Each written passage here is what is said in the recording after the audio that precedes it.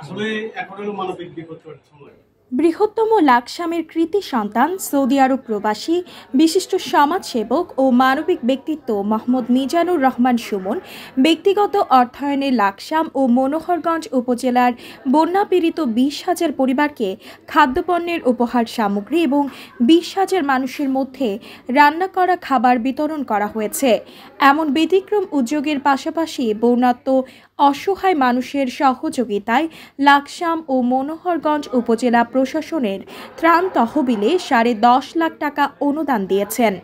Saudi আরব প্রবাসী মোহাম্মদ মিজানুর রহমান সুমন তার উদারতার জন্য মানবতার ফেরিওয়ালা হিসেবে পরিচিত। প্রতিটি দুর্যোগে তিনি মানবিকতা নিয়ে মানুষের পাশে দাঁড়ান। বরাবরের মতো চলমান বন্যাতেও তিনি অসহায় মানুষদের পাশে দাঁড়িয়েছেন। তার ব্যক্তিগত অর্থায়নে লাকসাম মনোহরগঞ্জের বন্যাপীড়িত 20,000 পরিবারকে খাদ্যপণ্যের উপহার সামগ্রী এবং 20,000 মানুষের মধ্যে রান্না করা খাবার বিতরণ করা হয়। 2 উপজেলার 5 শতাধিক স্বেচ্ছাসেবীর মাধ্যমে পানিবন্দী মানুষদের মধ্যে এসব উপহার সামগ্রী পৌঁছে দেওয়া হয়।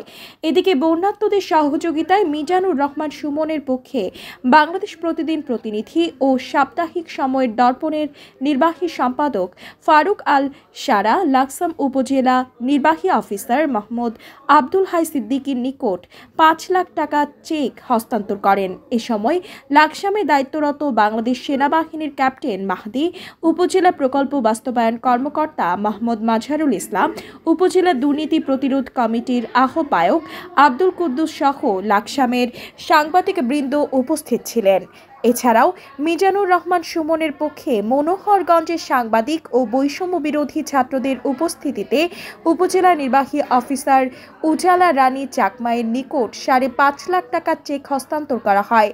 লাকসাম উপজেলা নির্বাহী অফিসার মোহাম্মদ আব্দুল হাই সিদ্দিকী বলেন, বন্যাপীড়িত মানুষের এই দুর্ভোগের সময় সৌদি আরব প্রবাসী বিশিষ্ট সমাজসেবক মোহাম্মদ মিজানুর রহমান সুমন উপজেলা প্রশাসনের মাধ্যমে যে অনুদান প্রদান করেছেন এটি নিঃসন্দেহে প্রশংসার দাবিদার। সৌদি আরব প্রবাসী মানবিক ব্যক্তিত্ব মোহাম্মদ মিজানুর রহমান সুমন বলেন, কথায় আছে মানুষ মানুষের জন্য, জীবন জীবনের জন্য। মানুষের সেবার মধ্যে আনন্দ আছে।